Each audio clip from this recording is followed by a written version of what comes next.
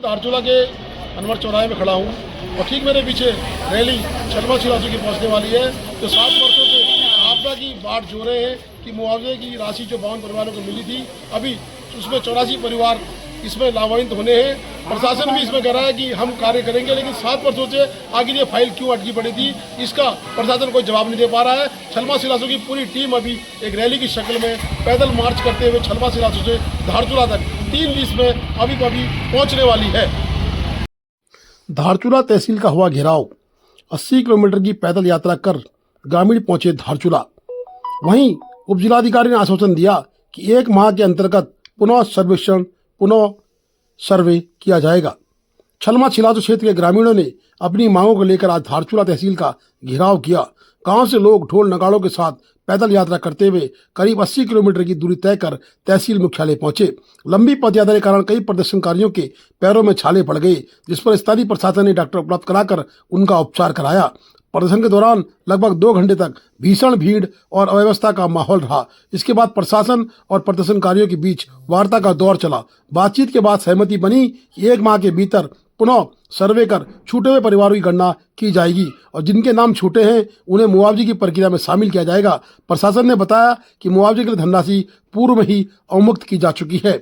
प्रशासन पर कहीं न कहीं उपेक्षा का आरोप लग रहा है। प्रदर्शन में शामिल ग्रामीणों ने प्रशासन की कार्यप्रणाली पर सवाल खड़े किए हैं। जितेंद्र वर्मा ने आरोप लगाया कि दलित समाज का गांव होने के कारण इसकी लगातार उपेक्षा हो रही है।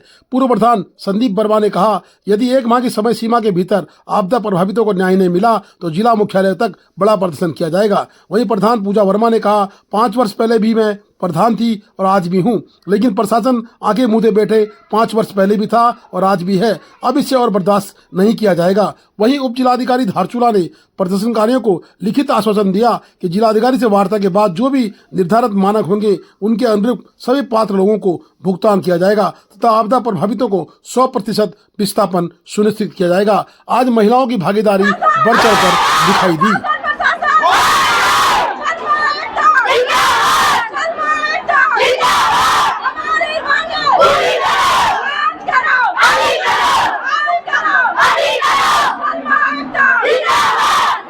संघर्ष कर रहे हैं, क्या कहना चाहेंगे? हम लोग 2017 से जिस प्रकार से आपदा की लड़ाई लड़ रहे हैं, हमारा जब माननीय मुख्यमंत्री जी 2022 में धारचूला आए थे, उन्होंने घोषणा किया था कि संपूर्ण विस्थापन छलमा छिलासू में करेंगे, पर 2011 की गणना लाकर 52 परिवारों का विस्थापन किया, जबकि प्रशासन द्वारा 106 भवनों में 136 परिवार रहते हैं, क्योंकि प्रशासन द्वारा खुद लिखित में उसमें एसडीएम साहब, तहसीलदार साहब उनकी सिग्नेचर होने के बाद, प्रस्ताव जाने के बाद भी उसमें से 52 परिवारों का विस्थापन किया। 84 परिवार क्या उनके भाई बहन नहीं थे? क्या 84 परिवार के घर नहीं है? क्या 84 परिवार के बच्चे नहीं है? तो हम चाहते हैं कि आज पूरे 7 साल हो गए, अब दोबारा चुनाव आने की टाइम है, पर हमारे लिए ऐसा क्या तय है कि हमारे ऊपर मैंने तो एक ही छटाना है कि हमारे ऊपर ना नेता है, ना छलमा की बात ना सदन में होती है, ना लोकसभा में होती है, हमारे लिए कोई नहीं है। बस हम एक चीज को मानते हैं, देवता। अगर हमारी मांग को पूरा नहीं करेंगे, यहाँ के जितने नेता हैं, जितने सब लोग हैं, अधिकारी हैं, उनके लिए हम 4 बकरी लाएंगे और 4 बकरी लाके पूरी जनता कोटगारी थाने में घाट डाल देंगे, क्योंकि हम देवता भरोसे देते हैं। प्रथम तो मैं धन्यवाद करना चाहता हूँ प्रिंट मीडिया, सोशल मीडिया, सभी न्यूज चैनल वालों ने जिस तरह से हमें छलमा छिलासू से लेकर यहाँ तक दिखाया, यहाँ तक दर्शाया। मैं तहे दिल से सारे ग्राम सभा वासियों की ओर से मैं तहे दिल से आप सभी का धन्यवाद करना चाहता हूँ, क्योंकि हम लोग जिस कार्ड में आते, मेरे गांव में 136 बीपीएल कार्ड है साहब। जिनके पास 136 बीपीएल कार्ड हो तो क्या उस गांव की जनता सेट होगी? क्या उसकी जनता होगी? हमने अपने घर से थोड़ा थोड़ा राशन, थोड़ा थोड़ा दाल लेकर हमने अपने पदयात्रा शुरू किया है। ये लड़ाई हमारी 2017 से, हमने 2017 में जब ये लड़ाई लड़ी थी तो हमें काफी खुशी हुई कि हमारे 136 परिवारों का विस्थापन हो रहा है। तो हमने धन्यवाद भी किया, प्रशासन का धन्यवाद किया कि हमारे 136 परिवार का विस्थापन हो रहा है। तो तत्कालीन जब 52 परिवारों की सूची आई तो हमें एक प्रकार शॉक टाइप भी लगा। तब जोगेंद्र साहब जब डीएम थे तो मेरे गांव में आए थे, उन्होंने कहा कि प्रधान जी आप फिलहाल इनका स्वीकृति दे दीजिए, अनापत्ति पत्र दे दीजिए, हम सिलसिलेवार विस्थापन करेंगे। तो हमने भी कहा इतनी जनसंख्या है, इनकी विस्थापन के लिए भी जगह चाहिए, सब चीज चाहिए, तो हमने भी अनापत्ति पत्र दे दिया और 52 परिवारों का चेक कटने लगा। हमने कहा धन्यवाद है, आपने हमें मतलब कि पूरा दिया, तो हमने 52 परिवारों को विस्थापन किया और उसमें से 84 परिवारों को छोड़ा गया। उपजिलाधिकारी धारचूला आशीष जोशी ने सभी लोगों से वार्ता की, प्रधान को समझाया और उसके उपरांत एक बैठक का दौर शुरू हुआ। बैठक के दौर में विभिन्न तर्क वितर्क के बाद आखिरी निर्णय निकला कि आपदा प्रभावितों की जो कि अभी तक छूटे हुए हैं उनकी सुध ली जाएगी और उनके लिए कार्य किया जाएगा। बता दें कि उपजिलाधिकारी धारचूला ने आवश्यक पहल करते हुए सभी आपदा प्रभावितों को मुआवजा राशि तत्काल उपलब्ध कराने की बात कही है। उन्होंने कहा कि जिलाधिकारी ने भी आश्वासन दिया है कि जल्दी कार्रवाई होगी। हमने 10 साल गुजार दिए सर, जब तक लिखित रूप से शासन द्वारा हमें कोई प्रारूप नहीं मिलता है तो ये आंदोलन, ये धरना प्रदर्शन हम खत्म करने वाले नहीं है सर। बात एक निजी मेरा स्वार्थ की नहीं है, इसमें बात ये हमारे 84 परिवार जो ग्राम सभा छमा जिलासों में जो छूटे हुए 84 परिवार है उनकी बात है। प्रत्येक आदमी का हक मिलना चाहिए सर। बेघर हमें विश्वास नहीं है, हमारे बच्चों के बोर्ड पेपर है। कल रात को मैं हॉस्पिटल में एडमिट थी, अभी मैं अपना धरना प्रदर्शन में आई हूँ। अब तो हमें लिखित में जब तक भी मिलेगा तब तक हम ऐसे जाएंगे, तभी हम यहाँ पे धरना प्रदर्शन से नहीं हटेंगे। मैं आपको एक पर्टिकुलर डेट ये बताता हूँ कि मैं किस तारीख तक अपने यहाँ से प्रस्ताव भेज दूंगा। प्रस्ताव भेजने के बाद पैसा स्वीकृत हो रखा हो संबंध में कैसा मतलब हम लोग अब आपस में ये समाधान क्या रहेगा? जैसे आप जैसा कि सर 2013-14 का जो आपदा था सर, उसमें 7-7, 8-8 लाख रुपए मिले थे सर। अब ये न जाने 14 के बाद जैसे जो आपदा के धनराशि बढ़ने थे वो सरकार बेड़ते उस धनराशि को कम कर दिया सर, 4,25,000 में सर। आज ग्राम छलमा छिलासों के आपदाग्रस्त परिवार जिनका विस्थापन कई लंबे समय से प्रकरण पेंडिंग था, गांव के सभी लोग यहां पे आज पैदल मार्च करते हुए पहुंचे हैं। इस संबंध में एक विस्तृत यहां पे अभी बैठक गांव वालों के साथ हमने करी है, जिसमें गांव वालों को वर्तमान की वस्तुस्थिति से अवगत कराया गया है। वर्तमान में दिसंबर 2025 में एक भूवैज्ञानिक सर्वेक्षण वहां पे हुआ था, जिसकी रिपोर्ट अभी पेंडिंग है, जिसके बाद एक विस्थापन का 33 बिंदु का प्रस्ताव बना के यहाँ से शासन को प्रेषित किया जाना अभी यहाँ पे लंबित है। इस संबंध में सभी को अवगत कराया गया है कि भूवैज्ञानिकी सर्वेक्षण की रिपोर्ट जो है वो लगभग तैयार है और इसको पूरी तरह से इसके पीछे लगते हुए हम अपने तरफ से भी और भूवैज्ञानिक की रिपोर्ट लगाते हुए 33 बिंदु की हमारी रिपोर्ट लगभग तैयार है और आने वाले सप्ताह में, आने वाले हफ्ते 10 दिन में हम वो एक रिपोर्ट बना के जिलाधिकारी महोदय को प्रस्ताव हम प्रेषित कर देंगे। तत्पश्चात जो जितने भी परिवारों के विस्थापन के लिए यहाँ पे पैसा आया हुआ होगा उनको प्रथम किस्त जारी करने के लिए इसी वित्तीय वर्ष में हम पूर्ण प्रयत्न करेंगे। और यदि मैंने ये भी सभी को सूचित किया कि यदि ऐसा नहीं भी हो पाता है, इस वित्तीय वर्ष में नहीं भी हो पाता है, तो अगला बजट आने के बाद प्रथम जो वरीयता दी जाएगी वो ग्राम छलमा छिलासों के परिवारों को ही दी जाएगी, जिनका रिपोर्ट हम तैयार करके जल्द ही प्रेषित करने वाले हैं।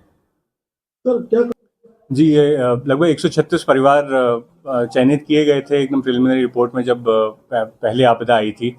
उसके बाद क्योंकि वरीयता के आधार पर, जैसा नीति में लिखा गया है, वरीयता के आधार पर अति संवेदनशील के आधार पर दिया जाता है। 52 परिवारों को 2021 में प्रथम किस्त, द्वितीय किस्त मिल गई थी और जो बचे हुए शेष परिवार थे उनको विस्थापन नीति 2021 के प्रावधानों के अनुसार पुनः सर्वेक्षण करते हुए अब इसमें नई रिपोर्ट तैयार की जा रही है। ज़रूर इसमें कुछ विलम्ब हुआ है, कई प्रकरणों की वजह से हुआ है, कभी कुछ विलम्ब रहे हैं, पर अभी जो हमारे प्रशासन के तौर पे जो हमारी पूरी जिम्मेदारी है, इसको करते हुए हम इसको शीघ्र से शीघ्र अभी इसी वित्तीय वर्ष में मैक्सिमम परिवारों को लाभान्वित करना चाहेंगे। सर एक प्रकार से हताश जनता, ये कह रही कि हम दलित वर्ग के लोग हैं तब हमारी सुनवाई होगी, इसमें क्या है? ये मैंने जैसे यहाँ पे अभी सभी ग्रामीणों से बात किया, सभी हमारे ही भाई बंधु हैं। इस मामले में ये कहना कि कोई किसी पर्टिकुलर वर्ग से आता है इसलिए अगर छोड़ा जा रहा है, तो इस मामले में आप सभी निश्चिंत रहिए, क्योंकि इस सबको समानता देने वाली हमारी सरकार है, हमारा प्रशासन है। हम किसी को इस नज़रिए से नहीं देखते कि कौन किस वर्ग से आता है। किसी भी गांव में किसी भी परिवार के साथ कोई भी विपदा आपत्ति होती है तो हम समान रूप से सबके साथ खड़े रहते हैं। सर मुख्यमंत्री की घोषणा को प्राथमिकता नहीं दी गई, सभी लग रहा है। मुख्यमंत्री जी की घोषणा इस संबंध में जो रही उस बारे में लगातार कागजों पे इस पर कार्यवाही हुई, रिपोर्टें बनी हैं और कहीं ना कहीं किसी न किसी कारणवश यहाँ से जो प्रॉपर विस्थापन की रिपोर्ट थी वो समय से प्रेषित नहीं हो पाई। उन कारणों का भी मैं संज्ञान ले रहा हूँ, पुरानी फाइलें लगातार देख रहा हूँ, पर अभी जो हमारा फिलहाल का जो टारगेट है वो आगे का है कि आगे जो हम अभी जो रिपोर्ट बना रहे हैं वो एकदम पुख्ता बनाते हुए परिवारों के विस्थापन की धनराशि निर्गत करें।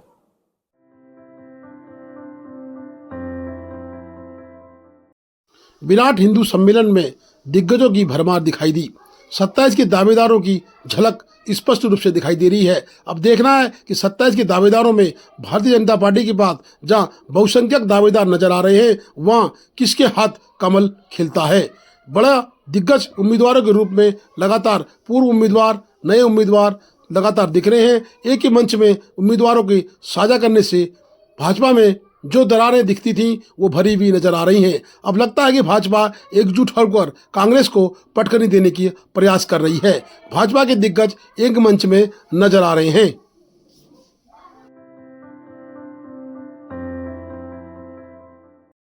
Educational ministerial officers association Uttarakhand Pithoragarh की शाखा ने लगातार प्रदर्शन करके आज 25 तारीख को भी कार्य बहिष्कार किया।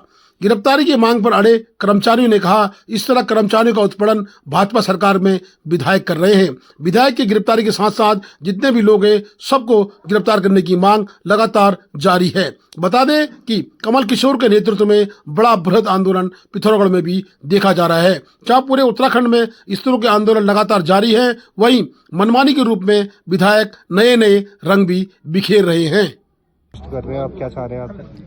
नमस्कार सर, मैं Kamal Kishore education minister association जनपद शाखा पिथौरागढ़ का अध्यक्ष। और आज हम लोग अधिकारी कर्मचारी जितने भी हमारे शिक्षा विभाग में सभी लोग ने मिलके ये एक मुहिम कल और आज 2 दिन हमने लगातार कार्य बहिष्कार किया है। इसमें बोर्ड परीक्षा के में जो सम्मिलित हैं उनको छोड़ते हुए बाकी सभी लोगों ने कार्य बहिष्कार में हम लोग आज भी हैं।